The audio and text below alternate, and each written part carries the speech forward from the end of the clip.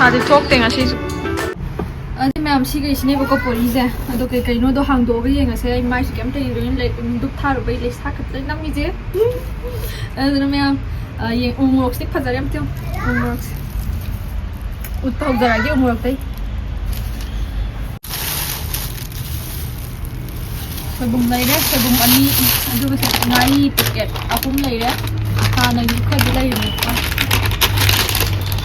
ꯋꯥꯠꯄ ꯌꯥꯗ꯭ꯔꯕ ꯃꯩꯇꯩꯒꯤ ꯑꯁꯤꯅ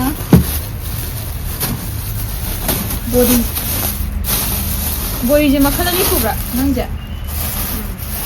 ꯆꯞ ꯃꯥꯟꯅꯕ꯭ꯔꯥ ꯑꯗꯨꯒ ꯃꯈꯜ 2 ꯃꯥꯟꯅꯗꯦ ꯃꯔꯣꯏꯗꯤ ꯌꯥꯎꯗ ꯃꯥꯜꯂꯦꯀꯣ ꯃꯔꯣꯏꯗꯤ ꯌꯥꯎꯗꯦ ꯂꯩꯔꯦ ꯑꯗꯨꯒ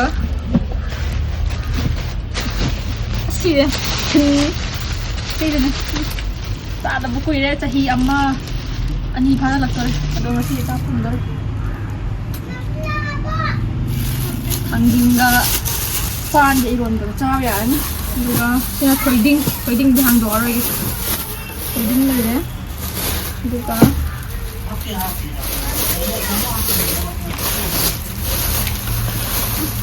ꯃꯅꯝꯗꯤ ꯊꯕꯧ ꯉꯥꯔꯤ ꯑꯗꯨꯒ ꯊꯨꯝꯌꯥꯛꯄꯤꯒ ꯊꯨꯝꯌꯥꯛꯄꯤ ꯃꯅꯝꯁꯤꯗꯤ ꯆꯥꯛ ꯂꯥꯝꯃꯦ ꯃꯩꯇꯩꯒꯤꯗꯤ ꯂꯥꯏꯔꯕꯒꯤ ꯍꯤꯟꯖꯥꯡ ꯍꯥꯏꯔꯗꯤ ꯊꯨꯝꯌꯥꯛꯄꯤꯒ ꯊꯨꯝꯒ ꯆꯥꯛꯀ ꯍꯥꯎꯖꯈ꯭ꯔꯦ ꯁꯤꯅꯤꯁꯦ ꯁꯤꯁꯤꯅꯤꯁꯦ ꯋꯥ ꯄꯠꯂꯦ ꯆꯥꯔꯗꯤ ꯑꯩꯈꯣꯏ ꯃꯌꯥꯝ ꯁꯤ ꯆꯥꯔꯛꯄꯗ ꯄꯨꯛ ꯀꯃꯥꯏꯅ ꯇꯧꯅꯤ ꯃꯤꯃꯤ ꯑꯗꯨꯒ ꯉꯥꯏꯈꯣꯀꯣ ꯀꯌꯥꯅꯣ ꯅꯪꯁꯦ ꯃꯤꯃꯤ ꯕꯣꯛꯁ 2 ꯑꯃꯒ ꯁꯤꯗ ꯍꯥꯞꯆꯜꯂ ꯄꯨꯔꯛꯑꯦ ꯕꯣꯛꯁꯁꯤ ꯀꯩꯅꯣ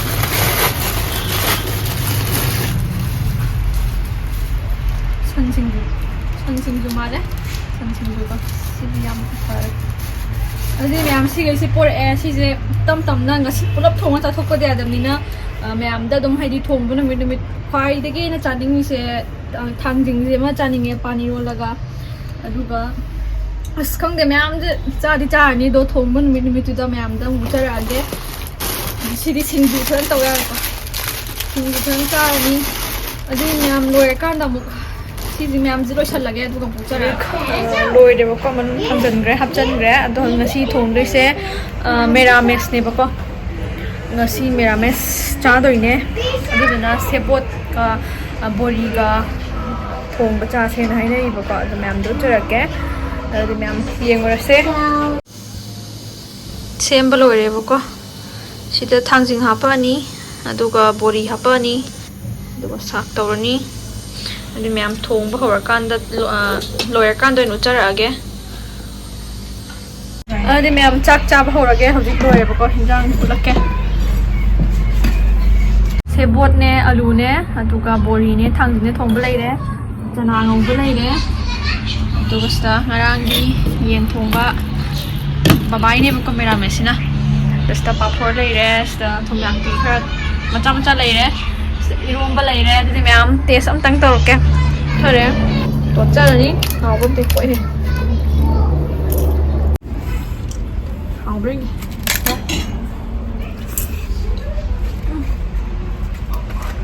hả? Rồi mẹ làm sao rồi em chơi rồi á? Thằng một cái mai em kia thì mình có hơi kia kìa nè, cho nên mẹ làm sao thật thuộc rồi các bạn chơi. Hồi giờ xe Enaonupa lại hẹp đồ, mà đồ post chơi khá lấy cái hẹp bọc. Cho nên mà Dmart đó, ai nói là pupi rồi cái Echannupi cái thì Enaonupa cái. Anh hồi giờ mẹ mà coi ô tô nhé, Dmart Chtluba Echannupi. Ma'am Dmart yoga muchara Dmart yore ma'am duchara ke lai sida entry ne bako changa kanda mu lag la swa lai re di ma'am changa se changa sai ko sa changa sai ga di ma'am hojik yore manung sem tyo bela ha to hai to Hãy subscribe cho kênh Ghiền Mì Gõ để không bỏ lỡ những video hấp dẫn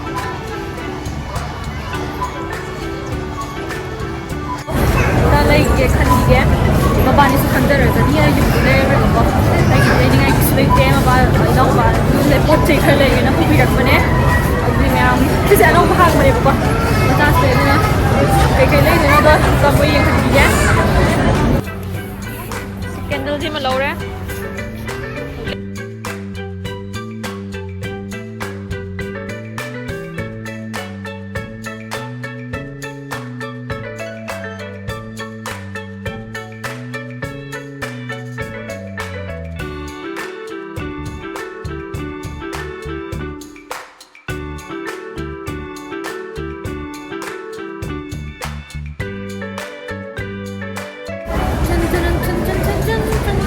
ada kayak gini am lay rahe nupi gi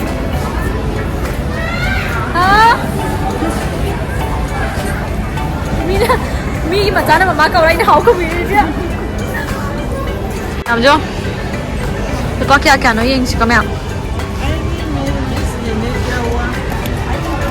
kai na mai mama lo lupa cham tang cham si ma khai se ka thangam dau mal bela jo enge poster se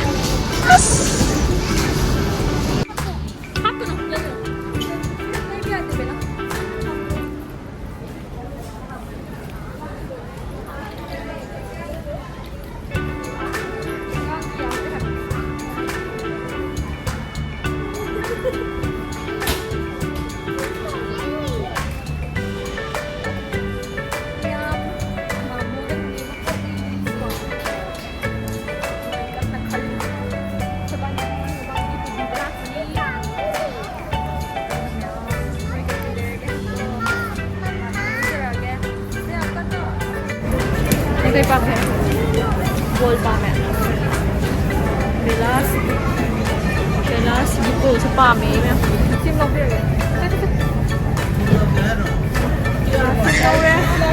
Siapa belas siapa? Belas siapa? Hap. Dah. Sisa hap itu apa dah? Hap. Color di pasal yang panggil buka. 599 lagi. Yang Amta yengi ke ma'am ama choice yung sidre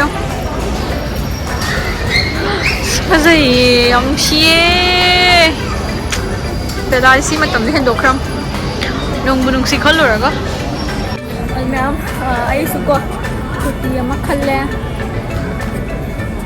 ai bige moi pubi rakpagi si se khalle si phazar ga khangde tuan bini buka yung dia orang kan ucara dia memang dah try terang set dah kan si saya malau lagi itu kan bela dia tu ubrio jadi sih ni yang lain ni buka tahu orang semo oh tu ketang pasal wale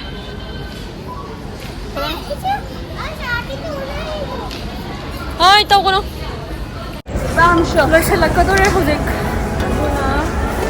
tim lalu ada ꯑꯗꯨꯗꯨꯅ ꯃꯌꯥꯝ ꯌꯨꯝꯗ ꯍꯟꯅꯕ ꯇꯧꯔꯛꯑꯒꯦ bill ꯇꯧꯔꯒ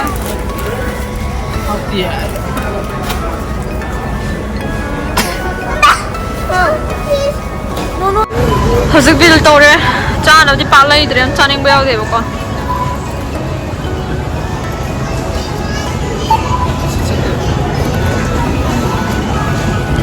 ꯑꯇꯩꯁꯦ ꯑꯃ ꯀꯤꯕ ꯈꯪꯗꯕꯅꯦ ꯃꯁ mai wakalan hojak yum khallage hamda da bawage yum chalas ala kai jane ngi no chalo oh ye ngoro go ye ngoro nami tu makhayo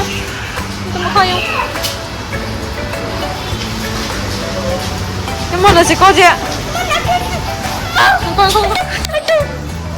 How's ice cream jacket? I'm sorry, mom made it. I'm going to laugh when you go.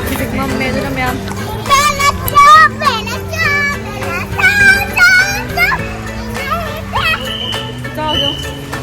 sila ani si basa na khoi khanak na ye bako du tadi me am ice cream char ga yum da hal lage hey chaki noi bi ma la kai da chalo Sila tu. Kalau kamu benar. Aduh hakte. Secara. Sih cuma kalau. Hai Muhammad hai.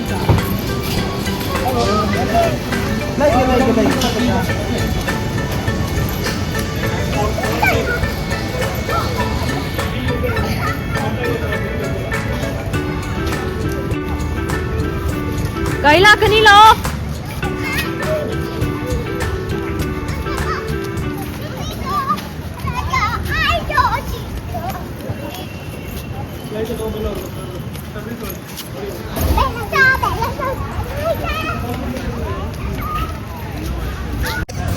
Video ini dengan dah. No. Wah, how ini?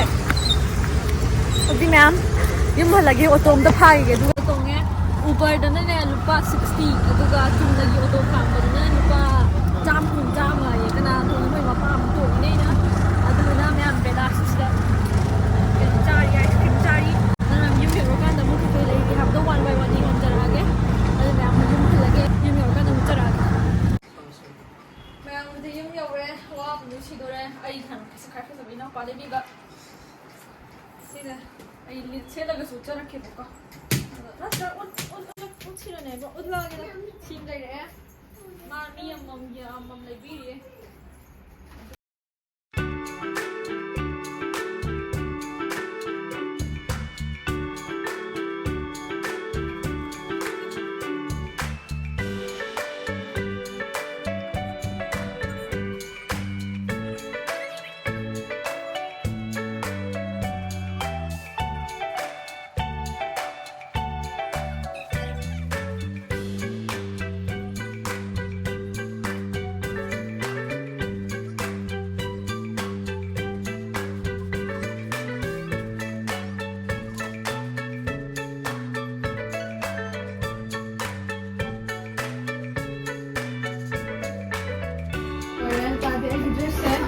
Laga ma'am de halage aduga ngasi gi di video ai dress set amatu da lotion ba ma'am stella ire sang ne ba sima tuze ayama sima tuze nore ba pura asang gi da haidok le me makamai haidoi ra ne aduga Ngasigi ma'am matang sta video solution jarage ma'am na ai video si bunung sibiraga di like share subscribe aduga full support to biyo mathang da nungai ba video ma'am thagat janaba ngamna hona jarake aduga ngasigi ma'am matang solution jarage mathang gi video dong thengna rase gi chinna kuna mok ikok na khuram jari mathang da mok thengna rase bye bye